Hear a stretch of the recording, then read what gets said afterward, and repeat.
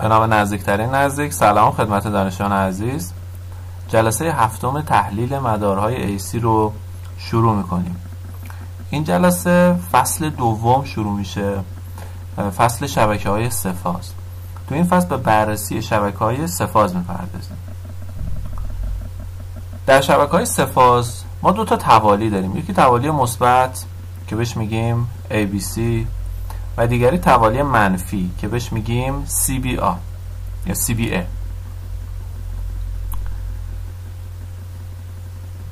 توالی مثبتو که همون توالی آرستیمونه با یک سری روابط فازی و روابط خطی تشریح میکنم. توی روابط فازی وی AN داریم، وی BN داریم و وی CN داریم. برای نوشتن اینا وی فازیمون رو می نویسیم برای همشون، هیچ فرقی نداره، وی فازی تو تمام این روابط یکیه، فقط زاویه با هم متفاوته. وی فازی وی فازی وی فازی. تو سیستم ABC وی AN با زاویه 0، وی BN با زاویه منفی 120 و وی CN با زاویه 120. خب حالا میخوایم بریم روابط خطی رو بنویسیم. توی روابط خطی وی پیمون سر جاش، وی پیمون رو میذاریم باشه، فقط یه رادیکال 3 درش ضرب میکنیم. همونطور که میدونید روابط خطی میشه روابط فازی ضرب در رادیکال 3. این روابط از ابتدا داخل برق داشتیم، باش آشنا شدید. یه بار دیگه تکرار میکنم، روابط خطی برابر است با روابط فازی ضرب در رادیکال 3 توی مدارات سه‌فاز. خب بریم سراغ زوایا. توی زوایا وقتی میخوایم از روابط فازی بیایم به روابط خطی، باید زاویه رو به علاوه 30 درجه بکنیم. این زاویه فازی به علاوه 30 شده، 0 به علاوه 30 میشه 30. این زاویه فازی منفی 120 به علاوه 30 شده و اینجا 120 به علاوه 30 شده.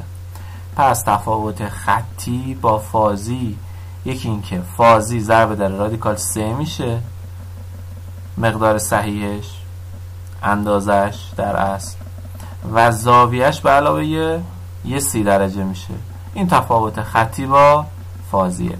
پس هر موقع خواستین از فازی به خطی تبدیل کنید، توی توالی ABC میایم اندازه رو، عدد صحیح رو ضرب در رادیکال 3 میکنیم و زاویه رو به علاوه 30 درجه میکنیم. حالا اگه خواستین معکوس اینو بدین، یعنی روابط خطی رو به شما داده بودن و خواستین روابط فازی رو بنویسید، باید مقدار اندازه رو هرچی که هست تقسیم بر رادیکال 3 کنیم و مقدار زاویه هم ازش یه دونه 30 درجه کم بکنیم، یعنی منفی 30 درجهش بکنیم.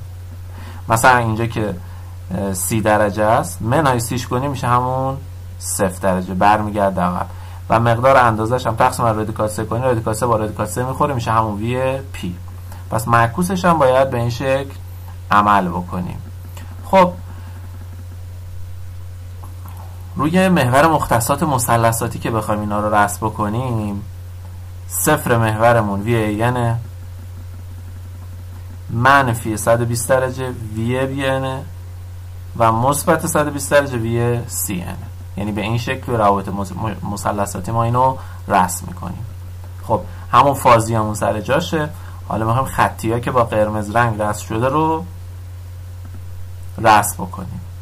خب تفاوت وی AN در از تفاوت روابط فازی با روابط خطی توی 30 درجه بود، به علاوه 30 درجه میکنیم. اینجا وی AN به علاوه 30 درجه شده وی AB. اینجا وی AN هم به علاوه یه دونه 30 درجه میکنم، میشه وی AB. ببین اینجا به علاوه یه دونه 30 درجه شده. از نظر اندازه چون ضرب در رادیکال 3 شده، باید اندازش بزرگتر باشه، ولی به خاطر اینکه حالا یه مقدار توی شکل بهتر مشخص باشه کوچیک‌تر رسم شده. ولی بخوایم از نظر اندازه بخوایم حساب کنیم، چون ضرب در رادیکال 3 شده، وی AB بزرگتره، اندازش اندازه بزرگتری داره. خب وی BN هم به علاوه 30 درجه شده به این سمت شیفت پیدا کرده، وی سی ای هم به علاوه 30 درجه شده به این سمت شیفت پیدا کرده، در اصل در جهت خلاف ساعت که میشه جهت مثلثاتی ما میایم به علاوه 30 درجه میکنیم. این سمت از سمت راست به سمت چپ میشه جهت مثلثاتی. خب بریم سراغ توالی CBA. توالی منفی هم بهش میگیم، توالی TSR هم بهش میگیم. خب توی روابط فازی VAN میشه VP با زاویه 0 درجه، VBN میشه VP با زاویه مثبت 120 درجه.